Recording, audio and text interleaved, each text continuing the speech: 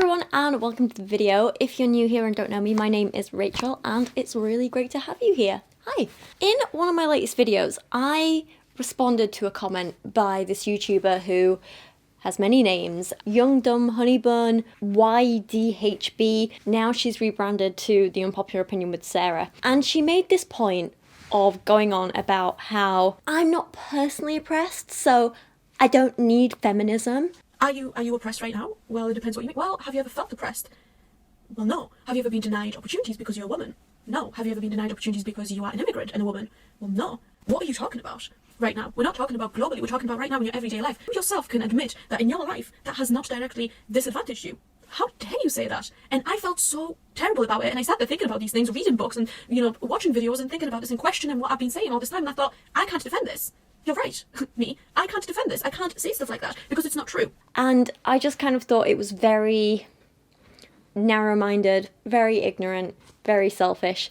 And I responded to it with a bit of a rant about how, okay, sure, as an individual, you might not feel you need feminism, but that's not a reason to not be a feminist. And then at the same time, I came across this little clip from EastEnders, which if you don't know is kind of my guilty pleasure. Don't tell anyone. I just don't understand what all the fuss is about, to be honest. Well, it's just a day celebrating women and doing their struggles and stuff. Oh, please. No one's held back by their gender anymore. Women can do whatever we want. I guess when I said struggles, I was thinking more about the thousands of women who get trafficked into sex slavery every year. Rather than, for example, you. Yeah. And all of that together prompted me to decide to make a series of videos, of which this is the first one. If you as an individual don't think you need feminism, that's great, wonderful, I'm happy for you, but that doesn't mean you aren't benefiting from the work that feminists have done in the past. That doesn't mean that other people don't still need the work that feminists are doing today. That doesn't mean you shouldn't be a feminist. Millions of people still suffer because of gender inequality and oppression in big and small ways. It's important that we speak up about these people and help uplift these people's voices. It's important that we educate people on what's actually happening in the world. We can't just spend our lives in a sheltered little box thinking, well, I don't feel oppressed, therefore oppression doesn't exist. You might not need feminism, but plenty of people do. Mickey Kendall writes in her fantastic book, Hood Feminism, there's nothing feminist about having so many resources at your fingertips and choosing to be ignorant. Nothing empowering or enlightening in deciding that intent trumps impact, especially when the consequences aren't going to be experienced by you, but will instead be experienced by someone from a marginalized community. And I could not agree more. Women who say they don't need feminism, women who fail to recognize the extra oppression and struggles faced by women of colour, low-income women, trans women, disabled women, and so many others, are being willfully ignorant. And they are, in fact, through this willful ignorance, contributing to their oppression even more. And it's not okay. Kendall goes on to write, privilege not only blinds you to oppression, it blinds you to your own ignorance even when you notice the oppression. And that's something I hope to combat with this series of videos I'm making. This is just the first in a number of videos in which I want to address different areas in which women still need feminism, in which the world still needs feminism, reasons to still be a feminist. What has oppression meant in the past? What does it mean today? How can we improve things going forward? Ultimately, why do we still need feminism? Now, there's obviously a hell of a lot to cover, more than I could ever possibly hope to cover in just a little series of YouTube videos. But my aim is just to start highlighting some of the situations, some people's stories, some of the facts and statistics, and hopefully provide you with a jumping off point where you can then go out and do your own research and find out more about the bits that you didn't know about before, the bits that interest you, figure out what you can do in the world to help people. I am going to list all my sources via a link in the video description, so please make sure you check them out as well. Some of them are books that I've read for this, some of them are websites, papers, articles, anything really. There's going to be like a whole bunch of stuff, different ones for each video, so please make sure you check them out if you can. Just before we get started on this particular video today, here is the full list of topics I'm going to be covering in this series, and please just bear in mind that if you're worried I haven't covered a topic in one video, there's a chance I'm going to be covering it in another. Or if I briefly touch on a topic in one video, don't worry too much because I might go more in depth in another video. Like a few of the things I'm going to be mentioning today, I'm just going to quote some random stats at you to like prove a point, but we're going to be going into a lot more detail about them in future videos. So if you feel like I haven't covered something fully in this video, for example, don't worry, I'm going to be talking about it more in others. But today, for the very first video, I'm going to be talking about why our feminism needs to be intersectional. We need to take into account all kinds of women from all different backgrounds from all over the world. I fully believe in and fully support intersectional feminism, and in this entire series of videos I want to try and approach each topic in such a way as to be inclusive of as many different people, identities, situations and backgrounds as possible. I fully believe feminism should be for all. Women of all races, of all incomes, of all religions, of all backgrounds, of all abilities and disabilities, trans women, intersex women, women of all sexualities, women of all ages, women with all kinds of lifestyles, and so on. We have to be aware that people have more than one aspect or facet or face to their identity, and that when someone says they're oppressed, that's not just for one reason. There can be multiple oppressive power structures in place. There can be multiple ways that people are being discriminated against, and these don't just add up on top of each other, but they compound and grow bigger and bigger. Historically, especially in many Western countries, feminist voices have been predominantly white, middle-class, cisgender women, and so feminism has focused predominantly on their needs, which is fine to some extent. Those needs are very, very important and they shouldn't be ignored. Except because these voices have overshadowed the others, this has led to the differing needs of women of colour, trans women, and poorer women, to name just a few, to be, if not completely silenced, then at least considerably overshadowed and ignored at times, and that's absolutely not okay. This needs to change. When we talk about equality for women, it needs to be equality for all women, not just a select few. Now, I have to admit, when I was younger, I didn't really understand why people needed to explicitly say they were intersectional feminists. I thought like, oh, you're a feminist, isn't that enough? Doesn't that mean all women? But I now realise I was actually pretty naive. As Mickey Kendall points out, a one-size-fits-all approach to feminism is damaging because it alienates the very people it's supposed to serve without ever managing to support them. She goes on to say, it's not enough to know that other women with different experiences exist. You must also understand that they have their own feminism formed by that experience. And she's absolutely right. You need to understand and listen to the specific problems of different kinds of women if you have any hope of helping them. That's why I've learned it's not enough to just sit back and be like, well, of course I'm not racist. You have to actively be anti-racist. You have to help play a part in uplifting the voices of women of colour. You have to actively be fighting against the multiple faces of oppression that they face on a daily basis. I've learned over the years that you can't just sit back and say, yeah, well, I'm not against trans women. You have to actively be supporting them. You have to sometimes actively remind people that, hang on, trans women are women. Why aren't you including them? Feminists need to be actively listening to and including and supporting the rights of trans women as much as anyone else. It's not enough to say, yeah, I'd never exclude anyone with a disability. Sometimes you have to actively fight for their inclusion, and that's what being an intersectional feminist is all about. It's not about just not excluding people, it's about making sure they're included and they're heard and their needs are being met, because that is the only way to really get gender equality for all. Not every outspoken feminist takes an intersectional approach though, and some are just outright exclusionary, and this is something that I found to be a bit of a problem when I was researching this series of videos. So, for example, when I was writing my introduction bit, I was going to quote Julie Bindel from her book Feminism for Women when she says, "Feminism recognises that all women are oppressed and forges a commitment to ending this oppression, whilst also recognising that oppression of women under patriarchy takes many different forms. None of us individually has experienced the varied forms of oppression endured by all women in every context, but collectively we do, and only together can we resist and overcome." Which sounds great, right? And that's absolutely true. And I thought, oh my god, this exemplifies my point perfectly.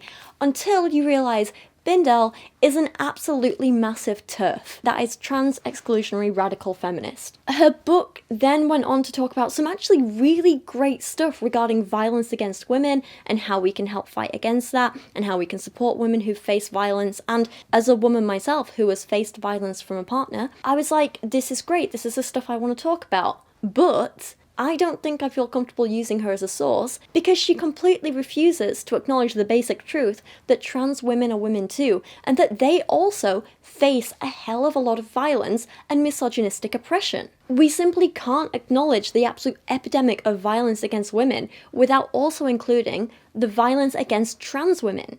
they are just as important. And not just trans women, but also non-binary people who are assigned female at birth, and also a lot of trans men before they transition and start presenting as who they are, will also face misogynistic violence and oppression.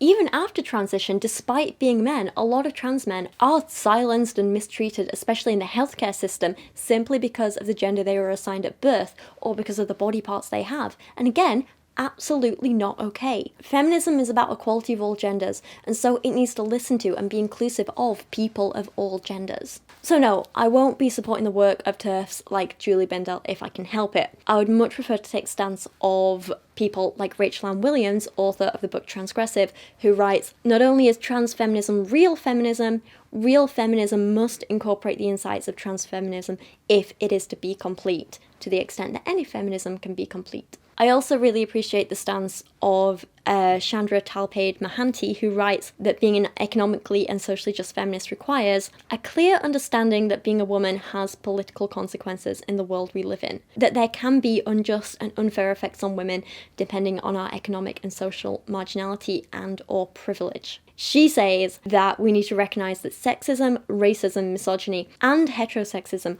underlie and fuel social and political institutions of rule, and thus often lead to hatred of women and supposedly justified violence against women. She says, I want to speak of feminism without silencers and inclusion, and that is the viewpoint I want to take in all my videos. Not just this series, but hopefully in all the content I put out. That said, please do be aware that I am only one woman, and I am a cisgender, mostly able-bodied white woman at that. So while I have personal experience with certain things like discrimination at work, domestic violence, coming from a low-income background and so on, I'm never going to have experienced the same things as, for example, women of colour, trans women, women growing up in certain religions in certain other countries, and so many other experiences. It's important to remember this, and that I never want to try and speak for those women or ever pretend that I know what their experiences have been like. And that's why the approach I'm going to try and take in these videos is to try and uplift and amplify as many other voices as possible. I'm going to be quoting a lot of academic studies and statistics. I'm going to be referencing and quoting books written by many, many different kinds of women.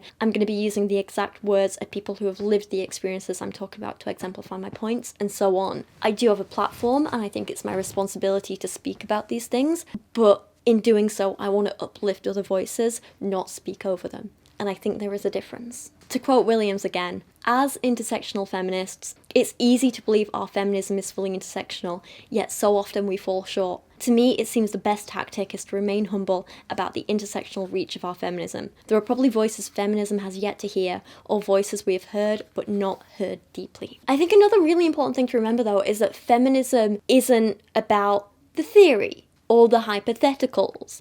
It's about real life. It's about real women. Equality or oppression aren't abstract concepts. They're real issues that affect real lives. When we talk about rape culture, for example, that's not some abstract thing to debate about, ooh, is it real, is it not, does it exist, does it not, how do we define it? When we focus too much on the theoreticals and the abstract and the hypotheticals and all that stuff, we forget about the real life experiences. We can sit there all day and talk about, how do we define rape culture? But ultimately, it's a thing that exists that is causing women to live in fear, that is leading to women not reporting their sexual assaults, that's leading to people not being convicted for sexual assaults. It's leading to people making rape jokes that lead people to feeling unsafe, which lead them to being assaulted, which lead to victim blaming and so on. It's a real problem affecting real people. When we talk about, as another example, when we talk about racist biases that exist that affect the healthcare that women often receive, again, not some abstract concept. It's not like, ooh, but is it real racism? Is it not? No, the theoreticals don't really matter in the real world because ultimately it's there and it's causing women of colour to die at absolutely abhorrent rates. And as another example when it comes to trans women, Rachel Ann Williams sums this up better than I ever could in her fantastic book Transgressive, A Trans Woman on Gender, Feminism and Politics. She writes, As an academic philosopher, I spend a lot of time hanging out with white, cis, straight males who have a tendency to treat pressing social problems as curious thought experiments. They debate social issues like an intellectual debate, a game of wit and logical acumen. Trans people are seen as interesting because we present problems for the metaphysics of gender and identity. Determining the boundaries of consent for harassment is an intellectual game, not a lived experience like it is for so many women. And these aren't the only examples, there's so many more. And while I was writing the script, I thought of one like that I experienced firsthand here on YouTube. So one of the first things for me that sprang to mind was the conversation I had with Alex O'Connor, Cosmic Skeptic, who, I'm just gonna come out and say it, massive misogynist. Yeah, he has this whole like pseudo-intellectual front exterior thing, but underneath it all, yeah, absolute misogynist, completely. And this isn't the only example of his misogyny. There's been many others before and since, but anyway. So we had to have this like discussion about abortion, and I ended up deleting the video because I just think it's a disgustingly horrible video in which he talks down to me for the entire like 3 hours, and I hated it. In it, he wanted to make discussing abortion this abstract, theoretical thought experiment, and he kept bringing it back to this like grain of sand, pile of sand analogy. And when I kept explaining that that wasn't useful because, you know, piles of sand adding up are not the equivalent of fetal development because it doesn't take into account specialization of cells and when certain abilities appear in a fetus and stuff like that, he just kept talking over me, even though I'm the one with the background in human biology and not him. He refused to listen to me trying to explain to him how basic cell biology worked. He just kept talking over me the whole time. It's like, but it doesn't matter because in philosophy and me. He absolutely refused to acknowledge that I am more knowledgeable than him in a number of fields. And so he kept making abortion this like abstract theoretical discussion. And when I tried to bring up actual real world issues, like how, theoretically, let's say we banned abortion tomorrow, just put a complete ban on it, somehow you couldn't even get illegal abortions, whatever. How much would that cost the government in healthcare, social care, education, and so on? I actually did the maths, tried to work out how many billions that would cost in the UK alone, and he didn't want to know. He didn't even want to discuss it. He said it doesn't matter. I asked him where he thought the money would come from, and he's like, doesn't matter. What matters is abortion ethical or not? I'm like, no, it does matter. Because let's say you conclude that it's unethical, and you want to ban abortion, which was his conclusion. What do you then do with all these babies being born? Babies with health conditions, babies with parents who can't look after them and can't afford them, babies that need healthcare, that need education, that need housing, that need feeding, that need electricity and gas and resources and all of it. What do you do with them all? He said apparently it didn't matter because once we concluded abortion is unethical, having abortions is basically genocide to a moral philosopher like him. It's easy to see why he can be so anti-abortion and anti-choice when it's all just a theoretical game to him and men like him. It's all just a fun thought experiment about being the most morally perfect person and not an actual decision you have to make which will affect your life and the lives of people around you. He even had the cheek to ask me if I'd ever had an abortion myself, and when I said no, but obviously it's something I've had to consider when I've had like, you know, late periods and pregnancy scares and stuff like that. I think everyone with a uterus has had that feeling of like, well, what would I do if? It's something every single one of us has to consider, I think, at some point, whether you're sexually active or not, because, you know, rape happens, that's a thing, it's something we all have to think, what would we do? And when I told him this, he responded by telling me that as a woman, I was too emotionally invested in this to have a debate logically and impartially, to which I have to say, screw you. Of course, the right to my own body is not something I'm impartial about. Of course, that's something I'm emotionally invested in, as it is for every single other person with a uterus. Actually, as it is for, hopefully, every other person. It's so easy for privileged white men to be detached from a conversation which they don't think affects them. It's so easy for them to pretend that they're better than us because they're impartial and logical and they're just doing the right thing. When in fact, no, you're not being impartial and logical. What you're being is cold, narrow-minded, ignorant, and lacking basic compassion. All this said, this was a few years ago, and maybe Alex is finally starting to learn a little bit more about the real world, because like I remember, again, this came up again with the whole veganism thing, where he was like, oh, so veganism's the most morally, ethically perfect outcome, blah blah blah, it's the right thing to do, you have to do it, there's no excuse not to do it. And I'm like, but health. I knew I'd always had problems with food, and I still find eating food really hard. I find getting enough calories on a daily basis hard, because one of the things is I'm quite a picky eater. Another thing is I have kind of like control issues around food. I have a lot of sensory issues around food, which I now realise are related to autism. Didn't know that at the time, I didn't have a name for it, but I've always struggled with food, so restricting my diet even more to say, like, you know, be fully plant-based, I'd be screwed. I would have so little that I could eat. I already have so little I could eat. And I tried to explain this to him, and he said I was making excuses, and he was like, there's no excuse for it. So basically he refused to listen to, like, any reasons I had for, you know, my life, like affecting my health and all this sort of thing. And basically just told me, blah, blah, blah, there's no excuse, except now he's come out and been all like, oh, well, it's affecting my health, so I've had to give up the vegan lifestyle, and all I can think of is, like, you're a massive hypocrite.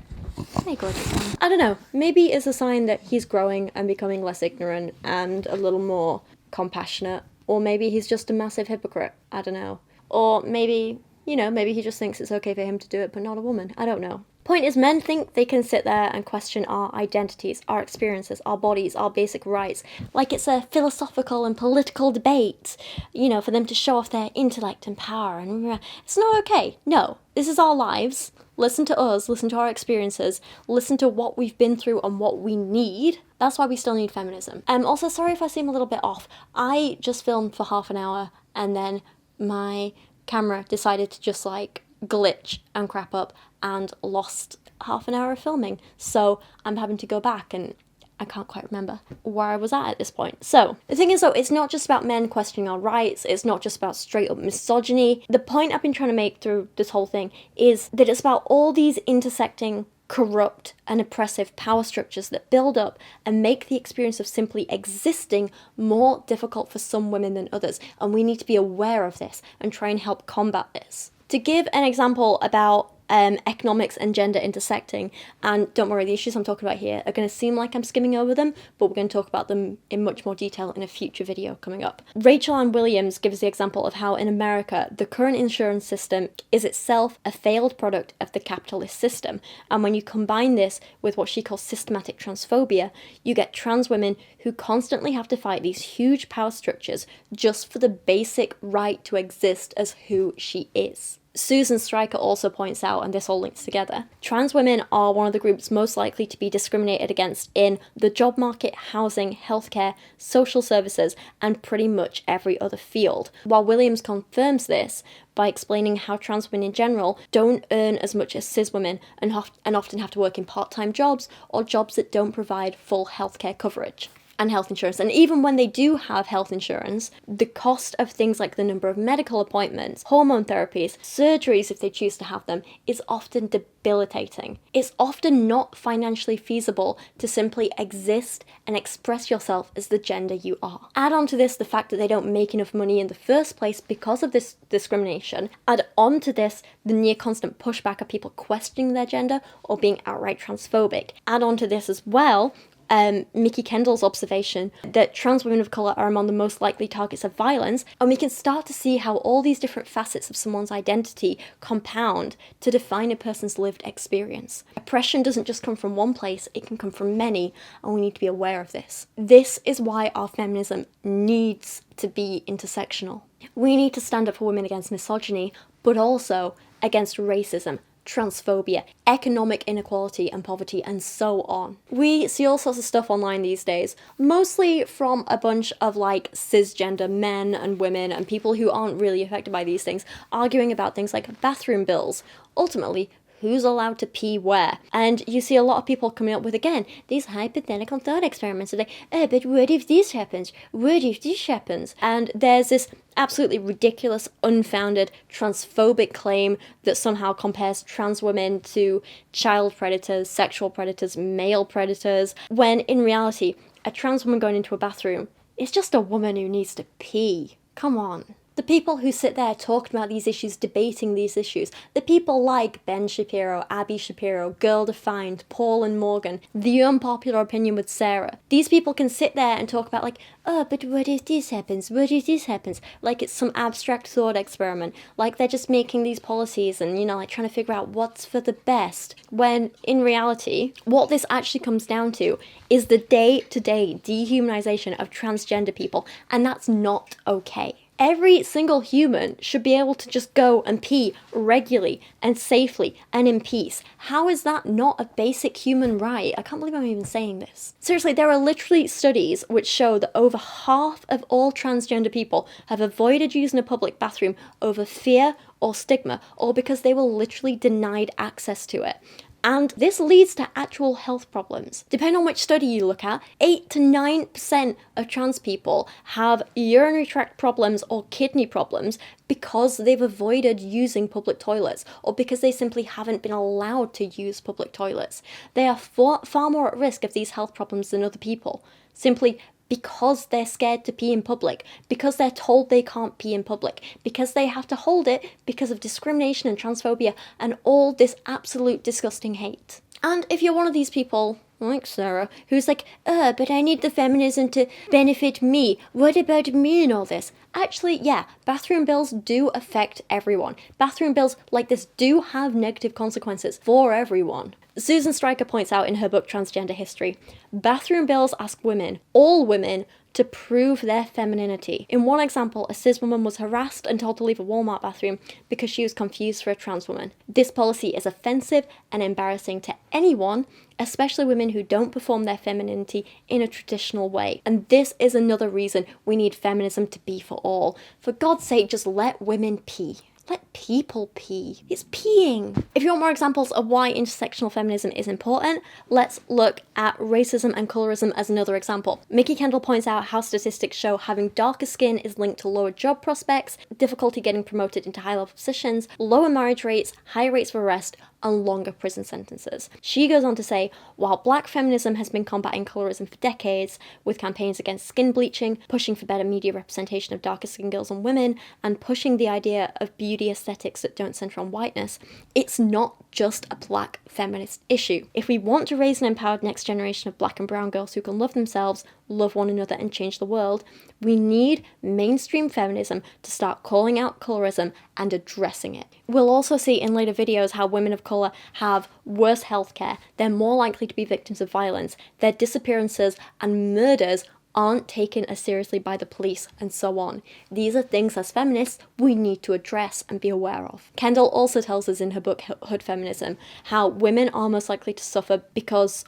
of low incomes and poverty. To give you some stats, 66% of American households struggling with hunger are headed by single mothers. Women and children account for over 70% of America's poor. There's still insane amounts of stigma around using food banks, especially if you're a woman for some reason, and the barriers to getting any sort of income support in many countries don't take into account the real life experiences of actual women, meaning they suffer even more. It's easy to put up rules about how many hours you can and should be working and all that sort of stuff, but often they don't take into account things like women's health problems, periods, and how that can be completely debilitating. It doesn't take into account the fact that women do most of the unpaid labour, including childcare. How do you expect certain people to work a certain number of hours, look after their kids when they can't afford to pay for anyone else to do it, and still have enough time in the day to breathe? Because of all these rules in place not taking into account the real life experiences of women end up suffering even more. Women who start in poverty end up further in poverty, and it's not okay. We also know that women are most likely to be victims of intimate partner violence, right? But did you know your risk of being killed by your partner is even higher if you come from a low-income background, especially in countries like America? Kendall writes about this as well, saying many women, especially those from lower-income communities, face gun violence every day. The presence of a gun in a domestic violence situation makes it 5 times more likely that a woman will be killed. Women get killed by these guns because they are available, mostly available in low-income areas, because their partners are violent, because an accident with a gun is more likely to be fatal, because of a dozen mundane reasons made worse by the availability of weapons. While gun violence isn't as much of an issue in the UK as other countries, there are many, many countries around the world, America just being one of them, where it is a very prominent issue. And that's the other thing to consider. Feminism is a worldwide ideology. We can't just sit here in countries like the UK and America and think about how great we have it when there are literally millions of other women all around the world who need to be heard, need to be supported, and need to be helped. It's easy for me to sit here and be like, oh, well, I have a nice house, or, well, I have a nice flat that I pay for myself. I have my own bank account. I don't need a man's permission to do X, Y, and Z. I have an education. It'd be easy for me to sit here and be like, do I need feminism really? Yes, because of the millions of other women out there who don't have access to these things that I honestly take for granted, that I consider basic rights. Millions of women don't have this. And women like me need to stand up for them. Women like me need to make sure they are heard. When we're in these positions of privilege, it is our responsibility to uplift others who aren't yet. We need to make sure they have the same rights as us. The thing is, in a lot of places around the world, there's still a lot of stigma around calling yourself a feminist. It's still true in the UK, it's still true in many countries, but it does get worse in especially less developed countries. Chimamanda Ngozi Adichie wrote about this in her essay, We Should All Be Feminists. I know this was also a TED Talk, but I've not seen it as a TED Talk, I've only read the essay. Still, it's fantastic. She wrote in this about how when she was promoting her novel Purple Hibiscus, she was warned by a male journalist to never call herself a feminist because apparently it would damage her brand and book sales and things like that. She was then, not long after, told by another woman and an academic that feminism was not their culture. Feminism was un-African, apparently. Thankfully, women like Adichie are standing up against this. They're saying no. We should all be feminists. Feminism should be a part of every culture without exception. We need to remember that there are still so many countries around the world where women are treated as second-class citizens, as objects to be controlled. They're denied basic human rights. And in this next part of this video, I want to take a look at a couple of examples of this, and hopefully you'll understand why we still need feminism. If you can hear the things I'm about to say and still don't think we need feminism, then what is wrong with you? Let's start close to home in Europe. Since the Law and Justice Party came into power in 2015, the Polish government has repeatedly targeted the rights of women and the LGBT+ community. According to one source, they have actively targeted women's rights activists and organisations, smearing them and punishing them for their activism. Since 2020, they have basically banned legal access to abortion, forcing women and girls to either carry pregnancies they don't want or that are dangerous for them. We know of at least 5 women who have died because of this, and countless others who have got ill or come close to death because of carrying dangerous pregnancies. There's also God knows how many thousands of women and girls who have been forced to go abroad in an attempt to terminate their pregnancies there, which again, unfortunately, unfairly disadvantages those with lower incomes. Imagine you're a woman who can't afford to have a kid, so she needs an abortion, but you're in Poland and it's been banned, so your only option is to go abroad to have an abortion, but you can't afford to do that, so you have to continue with this pregnancy that you can't afford. So now you have a kid that you can't provide for, the kid suffers, you suffer, you're all pushed further into poverty, and the cycle continues. It's disadvantaging those who are already disadvantaged, and it's not okay. Next up, and moving a little further afield, in the Democratic Republic of Congo, women attend school for an average of just 3 years. Women there make up less than 9% of local parliament representatives, and that's gone up in the last few years. That's considered a success. Less than 9%. Almost 75% of women there don't have access to family planning resources, no birth control, no education about safe sex, no abortions. 75% of women. 37% of women there are married before they turn 18. Child marriage is a huge issue and one that we're going to talk about in a lot more detail just a little bit later in this video. 51% of women have experienced intimate partner violence, and these practices are so ingrained and internalized and normalized by society that when surveyed, 70% of Congolese women said that their husbands are justified if they have to hit or beat their wives. These figures are not acceptable at all. In Yemen, women can't marry or receive health care without the permission of a male guardian, usually their father, sometimes an uncle, a brother, eventually their husband. And if these women are divorced by their husbands, they have absolutely no equal rights when it comes to the split or receiving child custody. Honduras is the femicide capital of the world. Every 18 hours there, a woman is murdered. And despite having the highest female murder rate in the world, they have only a 10% conviction rate for the men who murder women. That means 90% of the men who kill women get away with it. There's no real repercussions for violence or rape or murder of women in the entire country. Plus, in the entire country, there are only 3 shelters for victims of rape, and 2 of those double up as brothels. Somalia has one of the highest maternal mortality rates in the world, with 829 women dying for every 100,000 live births. This is likely related to the fact that only 2% of women there have access to safe and modern family planning resources. Less than 2%. Other countries with awful maternal mortality rates, in South Sudan, it's 1,150 deaths for every 100,000 live births. And these are the mothers that are dying in childbirth, remember that. 1,140 in Chad, 917 in Nigeria. For contrast, the UK's is 7. Sierra Leone has a maternal mortality rate of 1,120 per 100,000 live births, and the rates of female genital mutilation there are as high as 90%. That's another huge issue we need to talk about that we're going to touch on, that we're going to cover in detail at the end of this video. Sounds awful, doesn't it? And you know what? I can carry on. There's more. In Syria, marriage isn't a contract between a husband and a wife, but between a man and his wife's father. The woman is merely an object to be sold. She has no control over her own life, her own marriage, or her own choices. Also in Syria, honour killings weren't criminalised in the country until 2020, and yet they still continue today, even though they're illegal. People get away with it. In Saudi Arabia, women aren't allowed to marry, travel, or access higher education without the permission of a male guardian, and they're completely banned from driving and segregated from men in public. And Afghanistan. Let's talk about Afghanistan. Since the Taliban took over again in 2021, they have restricted even the most basic rights for women and girls living there. Women are no longer allowed to work in the civil service or for certain non-government organisations. Women are no longer allowed to attend university. In many areas, girls aren't even allowed to attend secondary school anymore. This year, they've threatened to close beauty salons and shops and supermarkets where women work. And because of all the war and fighting and ongoing stuff like that, a lot of women have been widowed, meaning they're the only breadwinners in the family, they're the only people bringing in an income, and now they're not allowed to work, they're not allowed to get an education. What are they supposed to do? This has forced so many women to end up begging on the streets, just trying to put food on the table for their kids.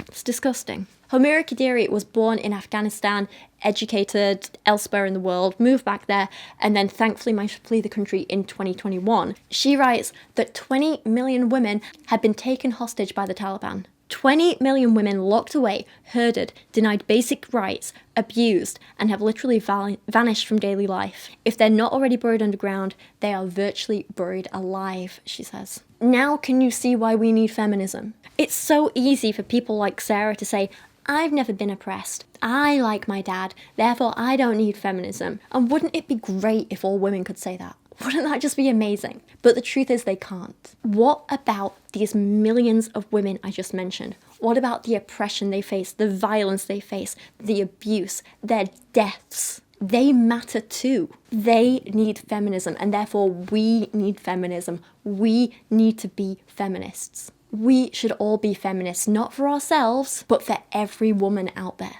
Now, one of the things I mentioned in that last segment was child marriage, and that's something we need to talk about because child marriage is absolutely not a thing of the past like some people think it is. It is still very much a threat to young girls all over the world and something we need to talk about and try and help stop. According to the UNICEF Child Marriage Database, every single year, 12 million girls are married before the age of 18 all around the world. More than 650 million women who are alive today were married off before they were 18, even though it wasn't their choice. And they have suffered as a consequence. These rates were starting to drop slowly, but since the COVID pandemic, we've seen a rise in them again. And this isn't the only thing that makes child marriage rates more prominent. Countries with high levels of poverty, economic insecurity, natural disasters, war, lack of education, all have the highest rates of child marriage. And when I say child marriage, I don't just mean, oh, this 14-year-old and this 14-year-old, they ran away, they eloped. No. What I mostly mean is girls under 18 who are forced to marry old or older adult men against their will. Countries with the highest rates of child marriage include Niger, where 76% of women were married before they turned 18. In the Central African Republic, 68%, 67% in Chad, 59% in Bangladesh, and over 50% in Mali, Mozambique, Burkina Faso, and South Sudan. But please don't think this is something that's just happening in other countries. There's actually still 12 states in the USA which allow child marriage under certain circumstances. 12 states. And yes, there are people taking advantage of this. There are children being harmed because of this. And once a child is married, chances are she's removed from education, stuck in a home, raped by her husband, and made to start having children before her body is even properly or fully developed. Charity Girls Not Brides tells us that children who are married before they turn 18 are at risk of early pregnancies, experiencing dangerous complications in pregnancy and childbirth, acquiring HIV, and experiencing domestic violence. They say ending child marriage will improve the health of millions of girls and their children. The whole concept of child marriage completely devalues, dehumanizes, and commodifies young girls, and it's disgusting and it needs to stop. Solving this issue isn't simple though, because in so many cultures and communities, the practice is so normal and ingrained that people don't even realize, or maybe they don't even care, about the harm it causes. So it's not just a matter of, well, make it illegal. Girls Not Brides warns that just making it illegal may likely drive the practice underground and beyond the reach of the law. So that's not to say it shouldn't be illegal, just that we need to put policies in place to address why this happens in the first place,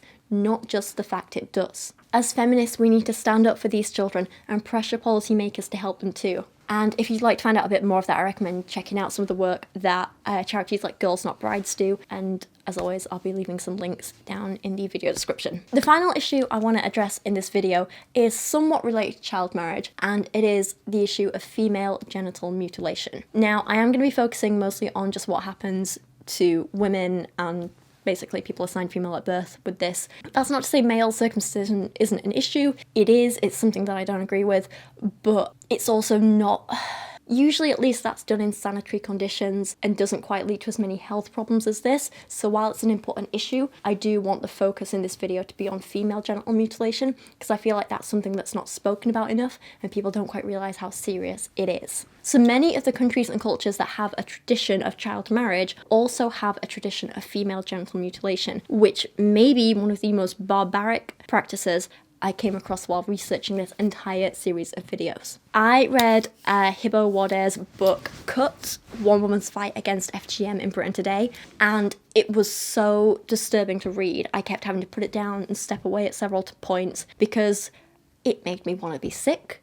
I was crying a little bit. I can't even begin to imagine what she and other women she wrote about experienced and continue to experience. And this is not something we can just sit back and silently ignore. Every year across the world, at least 3 million girls, usually between the ages of 4 and 16, have their genitals mutilated. There are currently estimated to be between 130 and 200 million women living with the consequence of this horrific procedure. These are not small numbers. This is not something that happens to a select few. This is a widespread issue. And despite being illegal in many places, there's not a country in the world where this does not still happen. This is a cultural tradition that's existed for thousands of years and is practiced by people of so many religions, including Christianity and Islam. It's not just a one culture thing, a one religion thing, a one country thing. This is widespread. This is huge. First up though, what is female genital mutilation? I would say the description given by the World Health Organization is probably the most comprehensive description of what it is, and there are 4 different types. Now, this is going to be difficult to listen to, but what I will say is, if this is something that has happened to you, I completely understand if you want to sit out this part of the video and not watch, because it's understandable, don't worry. But if this is something you haven't experienced, I want, if you can, for you to sit and listen to this, because remember, 130 to 200 million women have had to go through this. As difficult as this is for us to listen to, it has been so much worse for them to experience. And I think it's important to understand how barbaric this procedure is. Female genital mutilation is described as procedures that intentionally alter or cause injury to the female genital organs for medical reasons. There are 4 types, which I'm going to briefly summarise, but you can find out more from the World Health Organization's website. Again, links below. Type 1 is a clitoridectomy, which is the partial or total removal of the clitoris. Type 2 is excision, a partial or total removal of the clitoris and the labia minora with or without excision of the labia majora. Type 3 is infibulation, which is narrowing of the vaginal opening through the creation of a covering seal. The seal is formed by cutting and repositioning the inner or outer labia with or without removal of the clitoris. And type 4 is basically other. All of the harmful procedures to the female genitals for non-medical purposes, for example, pricking, piercing, incising, scraping, and cauterizing the genital area. I think potentially the worst part of this is that this isn't something carried out by professionals in sanitary conditions. Mostly this is done by untrained women who just happen to be nearby and available with no sterilization and no anesthetic. Even people who are cutters for a living don't generally have sanitary conditions. It's not done safely or cleanly or painlessly. It's barbaric. When recounting her own experience, Oates tells the story of being 6 years old when her mother took her to her auntie's to be cut. Her mother told her, "I was cut, your grandmother was cut, and every mother before her, and your children will be cut too. We're a family whose girls are known for our virginity. We are clean, and that means we can marry well, and you will stay pure until you get married to your husband." She was then taken into a room with the woman who would be performing the procedure, and Oates says, "She lifted up that dirty razor, the one that still had the dried blood residue of others, blood clinging to it like filthy reminders of her previous work, and she cut straight through my flesh. The pain shot through me like a bullet. I felt as if someone had taken me and dropped me into bright orange molten lava. From head to toe, the pain burned, searing the backs of my eyes and exploding in my brain." She was 6 years old. 6. This is done on girls as young as 4. And this story is not an outlier or an exception. It is the norm amongst these communities. Oates got sick afterwards, as did her cousin and friends who had the same procedure. Clearly some sort of infection, I think. She says, "I lost count of the number of nights I woke up screaming from nightmares, my face covered in a film of sweat, and my cousin standing at the foot of my bed telling me that it was okay, it was only a dream. I'd wipe my own face and go back to sleep, but whenever I closed my eyes, I'd see the images of that day playing out on the inside of my eyelids." It's not just short-term consequences of like, ooh, maybe you'll get an infection too. The long-term health consequences are disgusting. The World Health Organization lists the immediate effects of FGM as severe pain, shock, excessive bleeding, difficulty urinating, infection, psychological trauma, and even death. The numbers of women who die from this, the numbers of children who die from this are disgusting. They say the long-term effects include chronic pain, infections, cysts and abscesses,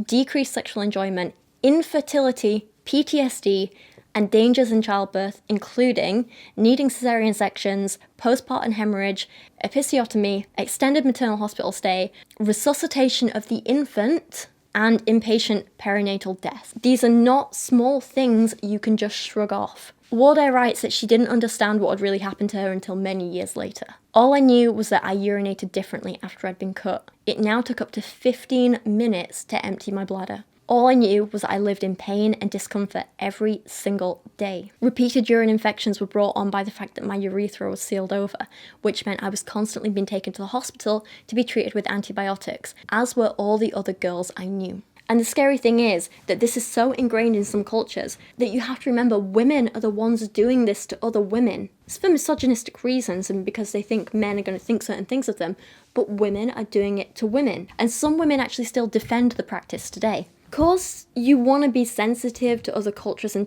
traditions, right? You don't just want to crap all over someone's history for the sake of it.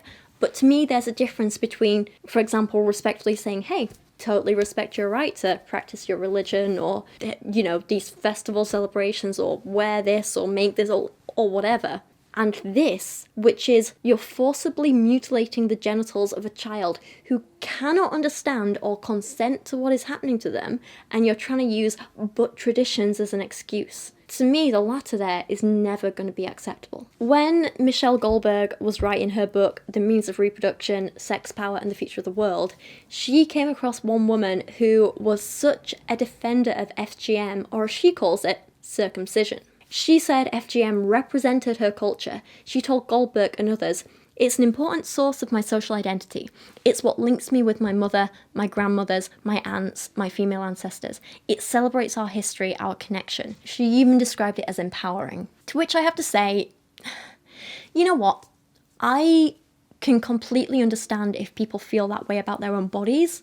I'm not going to tell them they're wrong. I'm not going to tell them they shouldn't feel empowered and connected by it. But FGM cannot continue the way it is. And we cannot tell other people it is empowering for you when they don't feel that way. If you care about it as part of a cultural tradition, then there has to be a way to do it without traumatizing and mutilating, harming and killing children. Perhaps we have to find a way to allow women to decide for themselves if they want it. But that means proper education on what the procedure is and why it's carried out, proper explanation of the long-term health consequences, only allowing it to be performed on adults, and only allowing it to be performed in sanitary and safe conditions. That way, if it's something an adult wants for themselves to honour their culture, who am I or anyone else to say no? But we can't keep doing this to children and harming them in this way. The way I and many other people see it, there is absolutely no justification for the procedure as it's currently being performed. So, how do we stop it? Because it's already illegal in most places, and that's clearly not enough. Well, Wardair started talking directly to children and teenagers about the problem here in Britain. She explains to them what it is, why it happens, and the resources they have available to help them in case it happens to them or someone they know. Education really is the first step towards prevention. She says, "I wanted to empower girls so that they would not be pressured by their parents. I wanted to educate boys so they would tell their own parents that they didn't want a girl who'd been cut. And I wanted to inform those outside of the community so that they would be able to help and protect their friends at risk." This woman really is amazing. There are also other measures in place. For example, if a child or someone calls 999 in the UK to report that they are going to be made to have the procedure or taken somewhere to have it, the police can help. If you're abroad and from the UK, you can also call the British Embassy for help. Great, but that only helps girls in Britain. What about the rest of the world? Well, again, like child marriage, the best way to prevent FGM is to address the reasons why it's carried out in the first place. So a UNICEF report found that women continue to make their daughters go through with FGM because without it their whole family risks social exclusion, criticism, stigma, and an inability to find their daughters suitable marriage partners. So again, education is required to help people understand why these beliefs are harmful, to reduce that stigma, and a big part of that starts with educating men and boys about why FGM is not necessary.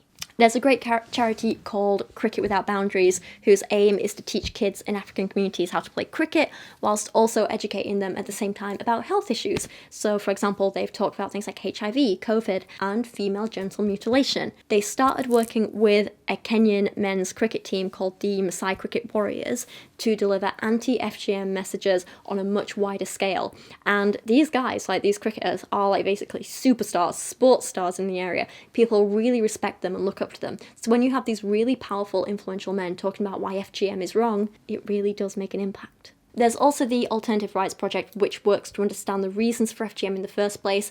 They help run ceremonies in different places to celebrate the transition from childhood to adulthood without any actual cutting or genital mutilation. They respect the historic and cultural traditions and the meanings and the celebrations without any of the physical or emotional harm, which is, I think, a fantastic solution. It's also run by charities which provide shelter for girls who are running away from families who are trying to force FGM on them. So again, great work being done there. So there are lots of great things happening out there, but it's still not enough. We still need more because there are still millions of girls in danger. There are still millions of women living with the consequences of this barbaric procedure that was done to them as children without their consent. It's something we need to talk about. It's something we need to educate people about, and it's something we need to stop. And that is why we need feminism. That is why we need to be feminists. And that is why us feminists need to keep working towards helping people. And even though that was a slightly dark note, that is where I'm going to end today's video. Going forward, I'm going to be making more of these videos on why we need feminism, on topics like, the ones I planned so far are education opportunities and work, women in power and politics, rape culture, sexual assault, domestic violence and fear, online abuse, bodily autonomy and healthcare. So I really hope you'll stick around and watch them too. Please subscribe if you're new here. If you've been around a while, it'd be great if you want to just check you're still subscribed, please. That would be wonderful. I really hope you learned something today, and if you weren't an intersectional feminist before, I really hope you are considering embracing that label and all that it means now. Please just remember that feminism isn't just about you or any individual, it's about all women, and we need to keep working together if we want to see real change and progress and help each other. And on that note, thank you so much for watching today. If you did like this, it would be great if you want to leave a like, leave a comment, share the video around on social media, because that all really helps. With some of the heavier topics I've been covering recently, YouTube has been demonetizing quite a bit of my content, so if you would like to help support my channel and my work and this video series that I'm making, I do have Patreon where you can go and see things like some video script notes and stuff like that. There's some poetry content on there from me. There's some behind the scenes photos and like nice photography and pictures of my dog and stuff like that. So if you want to help out, you can do. You can also get like exclusive stickers and prints and cool stuff like that on there, but it's only if you can afford it. If not, don't worry, I appreciate all your help and support anyway. But yeah, for now, thank you for watching. I appreciate you guys a lot, and I will see you again very soon. Goodbye.